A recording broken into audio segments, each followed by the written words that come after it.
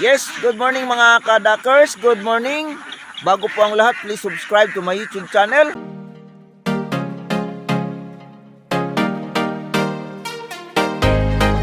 Dr. T3, pakihit naman ang notification bell upang updated kayo sa mga video ko pang may upload. Bagong taon na po mga kadakers. So ano po ang nabago sa ating taon? So mga kadakers, ang nabago po sa aking taon ay ito lang mga kadakers.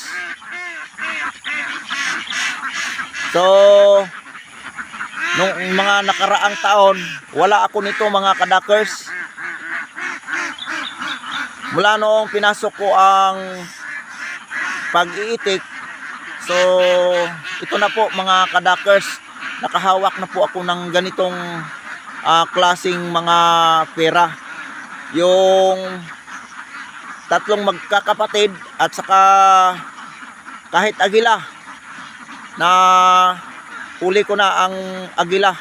So noong mga panahon, yung tatlong magkakapatid sa isang taon, kahit isang piraso wala ako niyan. So ang sabi ng tiyuhin ko, na sabi niya, ang bato na palaging naggugulong, walang lumot. Ang hanapin mo yung tuburan ng pera at yung talianan ng pera. So dito sa pag-iitik mga kadakers, dito ko na po nakita yung sinasabi niya na yung tuburan ng pira at talianan ng pira. So samahan nyo ako mga kadakers, dahil bagong taon ngayon, hindi pa po tayo nakatrabaho. Namulot na tayo ng mga itlog ng alaga natin kanina. So ito ang napakaganda sa pag-alaga ng itik mga kadakers. Hindi pa tayo nagtrabaho, may sahod na tayo. Hindi gaya ng sa labas na kung magtrabaho tayo ngayon, 15-30 po ang sahod. So dito sa pag-alaga ng itik, every morning may sahod. So patuloy lang tayo sa ating buhay mga kadakers, at salamat sa Panginoon na binigyan tayo ng ganitong klaseng hanap buhay kahit mahirap. Alam ko naman niya mahirap ang pag-iitik, ngunit masarap ang resulta.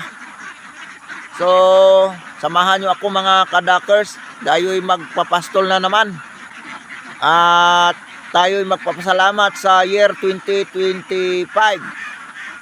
So welcome 2026. Tayo'y harap naman sa hamon ng buhay.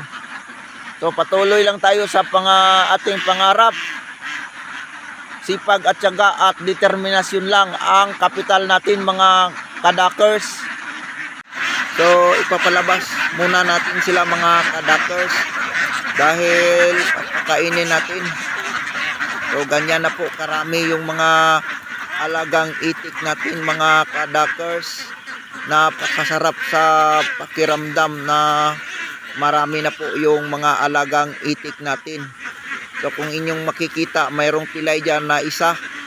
So ikakaltas naman natin yan at replisan natin yan, dahil mayroon tayong bibilihin na naman na 15 heads. So ganyan lang ang diskarte dyan mga kadakers.